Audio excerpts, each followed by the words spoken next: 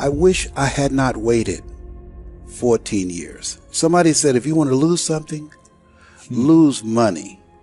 You can get that back. 8 out of 10 millionaires have been financially bankrupt. Walt Disney filed bankruptcy 7 times and had 2 nervous breakdowns. But don't lose time. There were 14 years I sat on the sideline. 14 years I said, I don't have an investor in me like Tony Robbins. 14 years that said, I don't have an MBA or a Ph.D. and I can't compete with these guys. I have the complexion of rejection. 14 years I silenced myself. Wow. And so I regret that, because there are some people that maybe if they'd heard my voice, they would not have turned to drugs. If they'd heard my voice, their lives would have taken a different direction. And I can't get those 14 years back. That haunts me, and I think that drives me when I speak with such energy. I'm trying to make up for that time, but I can't. Time of great uncertainty and a time of change that's taking place around the world, and a time when people are feeling a great deal of anxiety and fear and reservations about the future, at a time when people are going to work and don't know whether or not they will have a job when they get off, and not necessarily because of their performance, but because of what's happening in the economy. At a time when there are challenges, more so than ever before, in personal relationships. When we look at what's happening on the crime level and what's happening with our youth, that many times I'm sure that we've all taken time just to stop and reflect. Many times when we hear what's happening in the news or read the newspaper, where's all of this leading to? What's going on here? And so I think that now more than ever, we must begin to look at what are the things that we can do that would put us on some firm footing in life, that will enable us to do some things and use some powers that we have, that many of us go through life never ever discovering that we have those things going for us.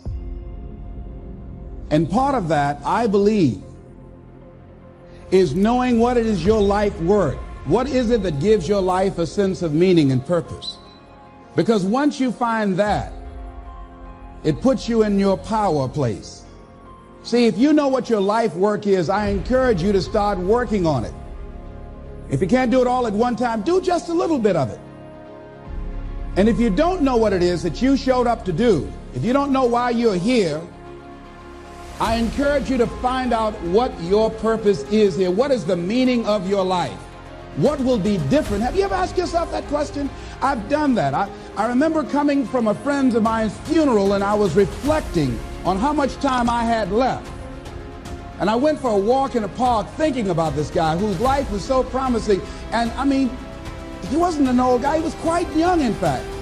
And I thought about all of the things that he said he was going to do, and he never got a chance to do those things.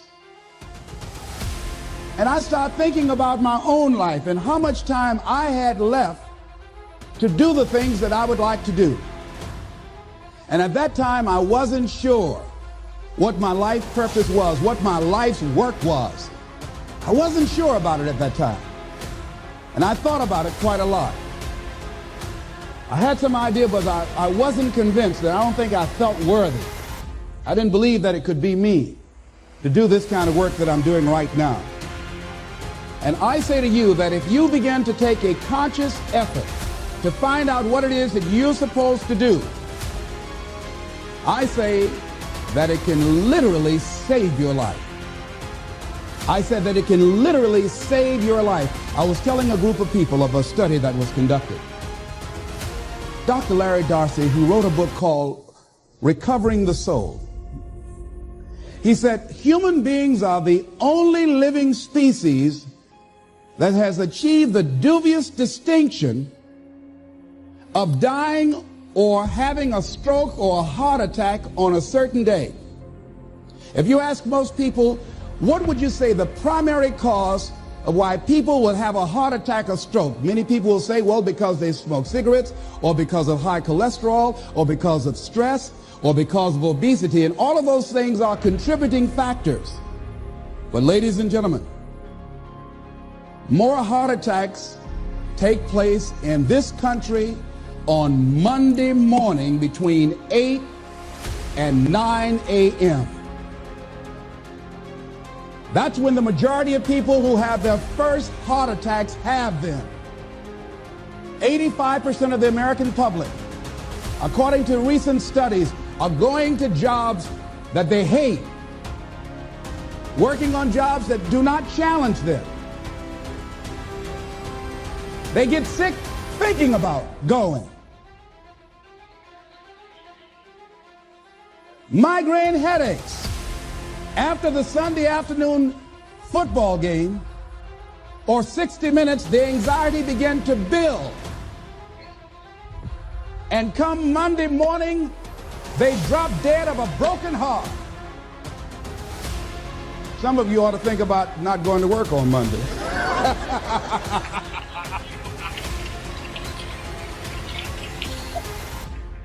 Think about that.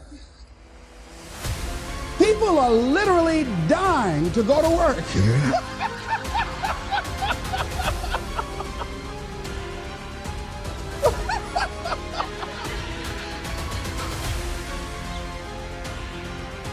Because, see, when you go to a job and you already know how far you can go, you can already see that proverbial glass ceiling.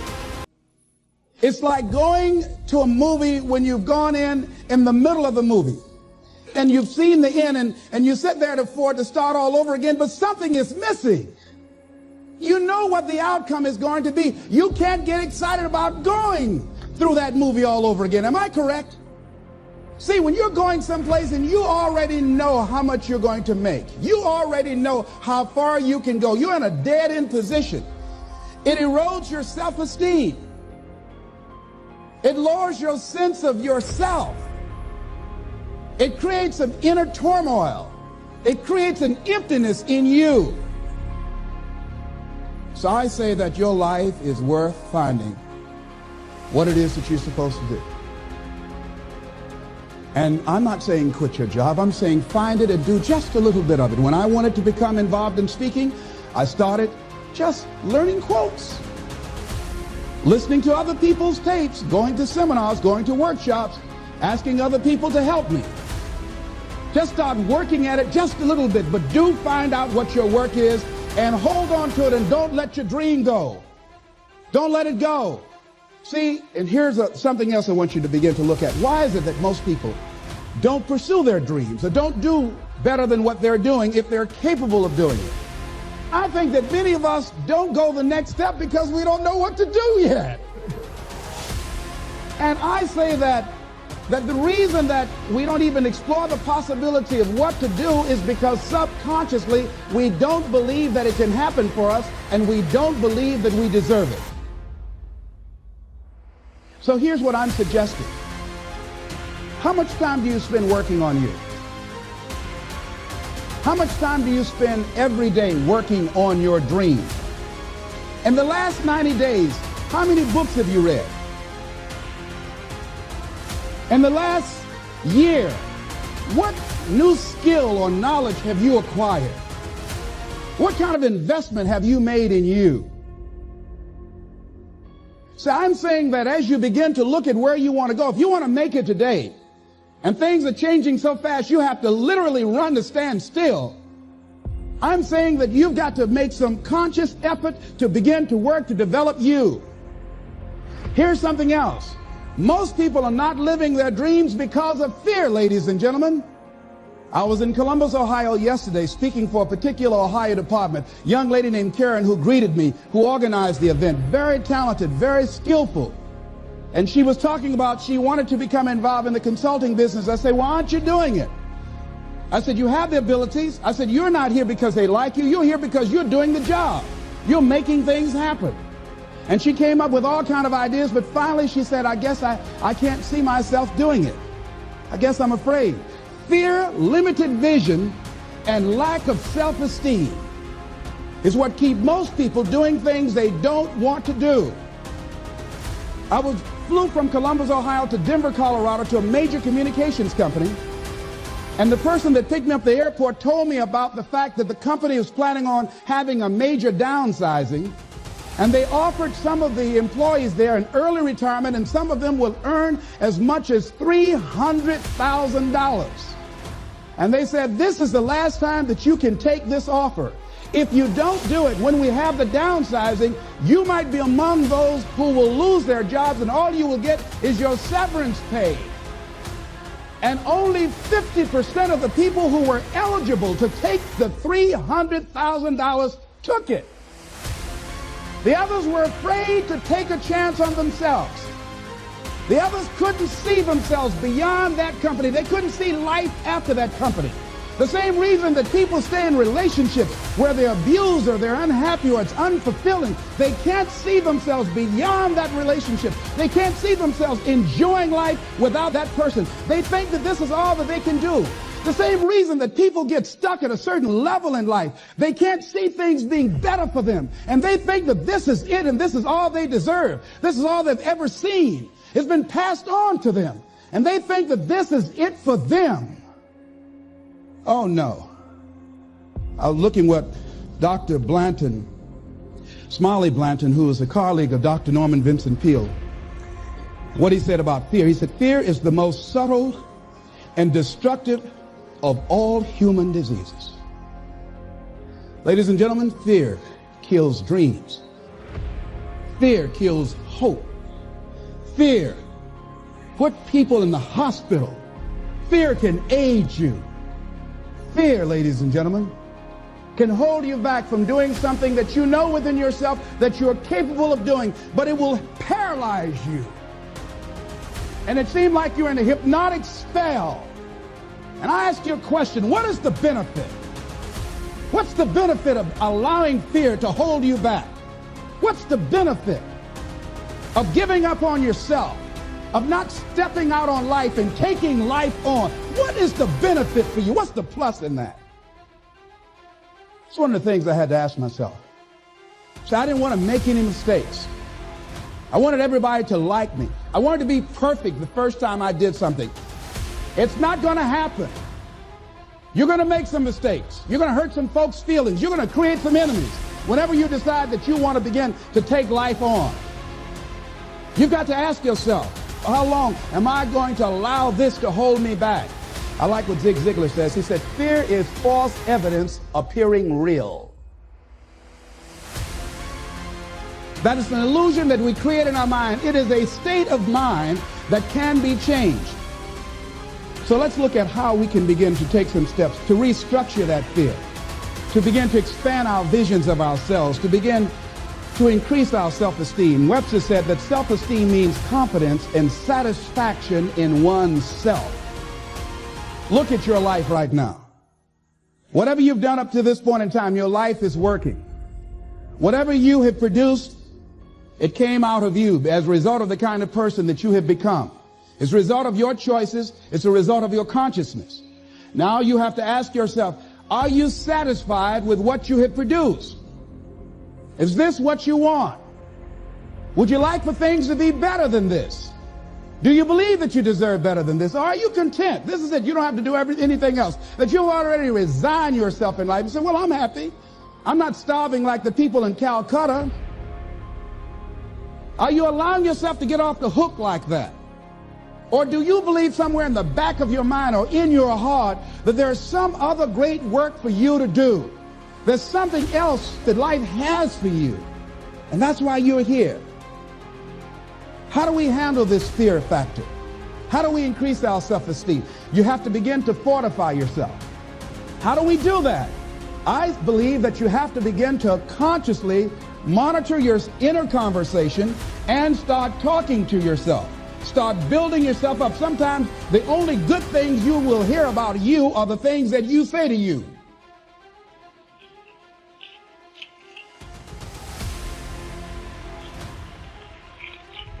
Young lady that was in the audience this afternoon said to me, I told myself yesterday for the first time, I'm proud of me. And she said, I felt good about that. So I'm saying learn to be your own booster. Start building yourself up. Start encouraging yourself. Start saying, I can do this. I can make this happen. When I started thinking about becoming a speaker, I said, yes, I can do this. I can make this happen. When I start trying to convince myself I can be a businessman after flopping and failing and losing thousands of dollars and feeling stupid and dumb and having people take advantage of me because of what I didn't know. I had to talk to myself because people were saying to me that I was dumb. And somewhere in the back of my mind, I was saying, you're right, look at what I've done. I had to say, no, Les. Hey, come on, man, get yourself together. You can handle this, you just haven't figured it out yet. It's all right, this is your training period. This is the tuition you have to pay for what you don't know. You can do this, other people have done it. It doesn't take an Einstein. Get you some people that can teach you some stuff that you don't know. Get you some people that have done it successfully and learn from them. Take some seminars, workshops, read some books on how to manage a business. Change the way you see yourself and begin to tend to the personal details. Understand that nobody's going to take care of your business better than you. And when I start changing that kind of mindset of beating myself up because of my mistakes and start looking at the possibility of my doing better, of my making the adjustment that would enable me to do what I want to do successfully, things begin to change. And I'm saying, stop beating up on yourself. You do it. I know you do it. I've done it. It's a natural inclination for us to put ourselves down. See, we are born negative, I think, in a negative consciousness because we live in a negative world. See, you don't have to teach children to lie. They'll lie automatically. Did you wet in your pants? No, I did not. Well, what is that? I don't know. You don't have to encourage kids to misbehave. They will do it by themselves. You don't have to encourage them to do the wrong thing. They will do it automatically. You have to correct their behavior. So I'm saying that we have to work through the challenges of life in learning how to begin to work to fortify ourselves. Repeat after me, please. I can live my dream.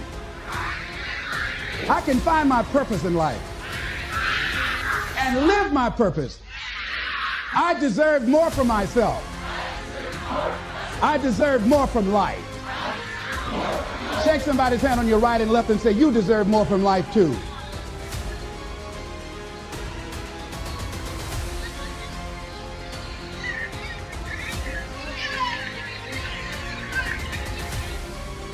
Here's some other things, ladies and gentlemen.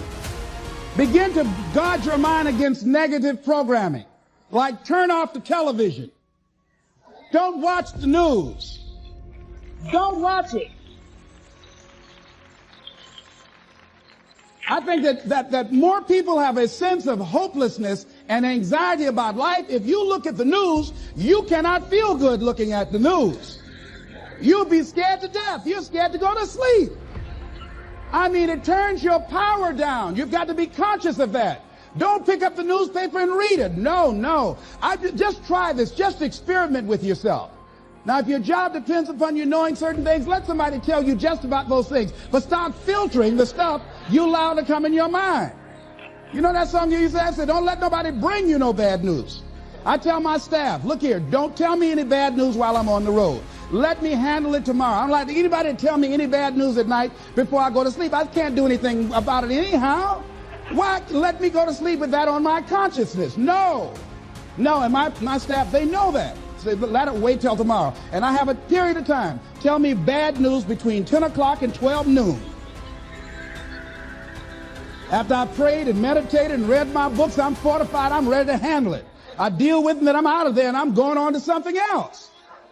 So you've got to guard the kinds of things that you put in your mind. See, if you don't program your mind will be programmed, because human beings are goal-oriented. That's why we die of broken hearts early. That's why we're running through life to early graves. We're going through life, ladies and gentlemen. And I think that Henry David Thoreau said that most men live in quiet desperation. Most of us go through life running scared. Larry DeAndre, who I think is going to be one of the greatest motivational speakers around today, told me a story, a true story of a friend of his, that every day when he came home from school, when he would get to a certain block in his neighborhood, there was a neighborhood dog that would chase him. And that dog would start after him barking. Boy, he would run, just running from that dog every day. Finally, he just got tired of that dog chasing him every day. He said, this dog come around here today, I'm going to take a brick or something and bust him in the head. So he was walking home that day, minding his own business. Sure enough, Same area, there was that dog there.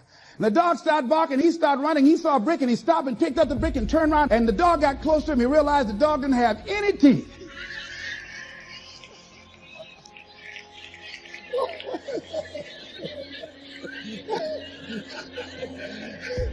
He said he put the brick down and said, "Get on out my way." And ladies and gentlemen, all our lives, many of us go through life running from things that ain't got no teeth to do us any harm.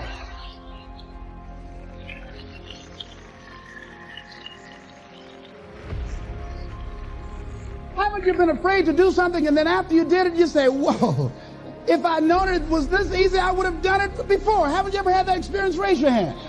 Absolutely. So we created this in our minds, false evidence appearing real. We made it real in our minds.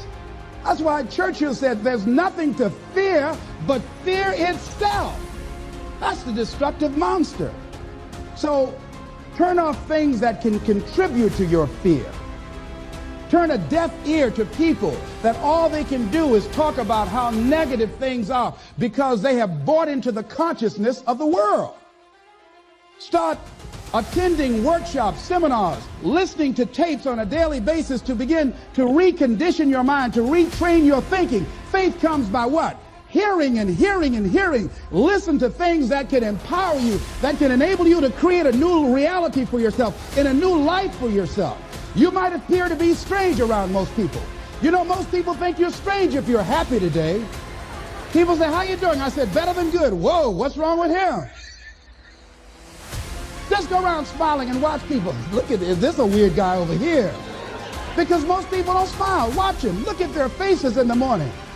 Here we go, another Monday morning. "How you doing?" "Haven't had my coffee yet. Don't ask me."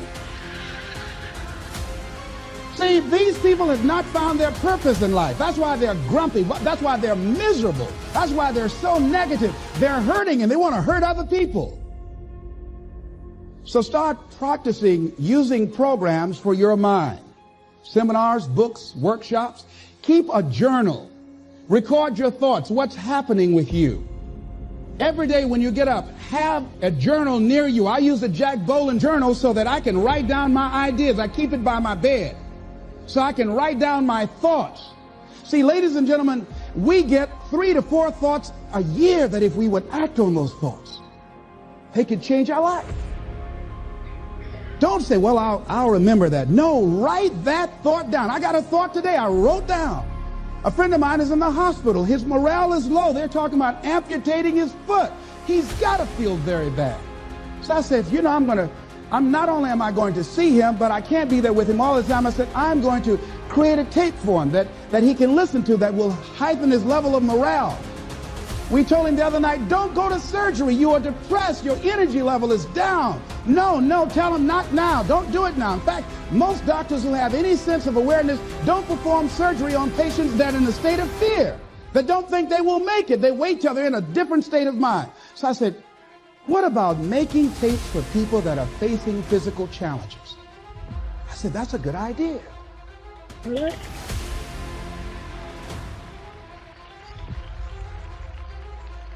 See, there are ideas that can come to you out of things that appear to be negative. I have a friend out of Chicago, just met him. He was 23 years old. And this guy, he went financially bankrupt 2 years ago, ruined his credit. Guess what he decided to do?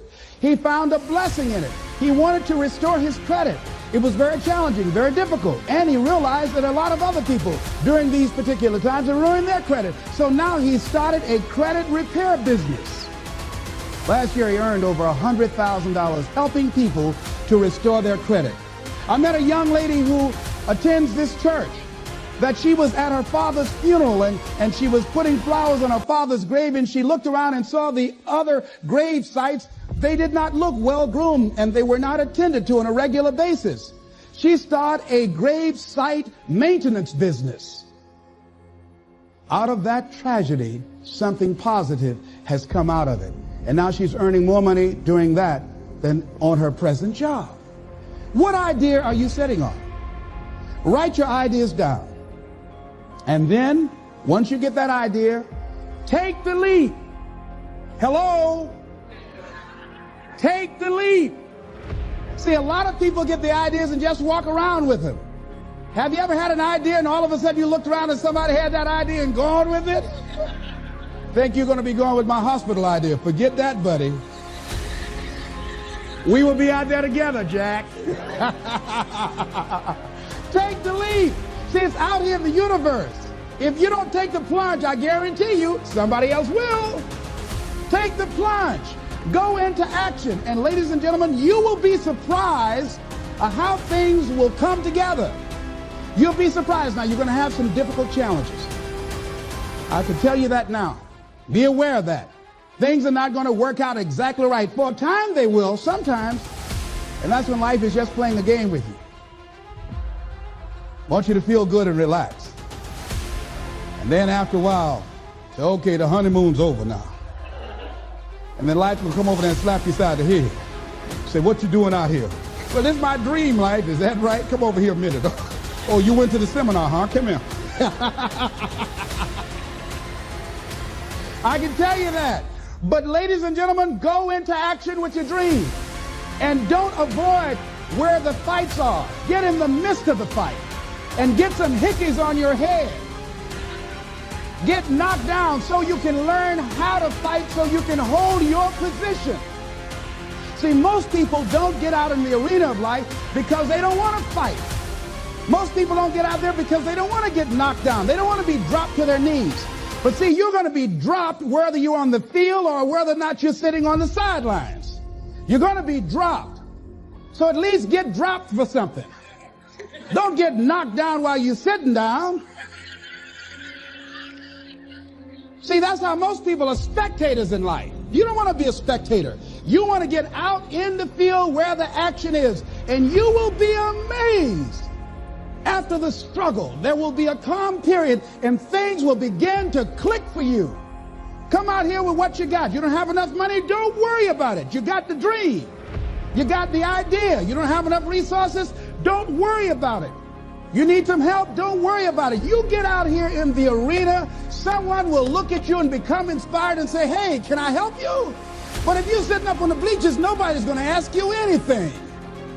You've got to get into the flow of action. Frances Hart called me from Chicago. She had been sitting on an idea of a show that she wanted to produce for 10 years called Mind-Body Connection. So someone saw me speaking in Chicago at a sorority convention and said, I saw a guy that perhaps can host this show for you who has energy and charisma. She called me. She was so fired up. I said, listen, on the day that you want to do that, I'm speaking in Chicago. I can do it for you. And I said, by the way, I met somebody 2 weeks ago in Baltimore who has an idea of the same kind of show, and she's doing it on radio. Why don't you call her? And then she called me back. Who else would you suggest? I said, well, I know Deepak Chopra.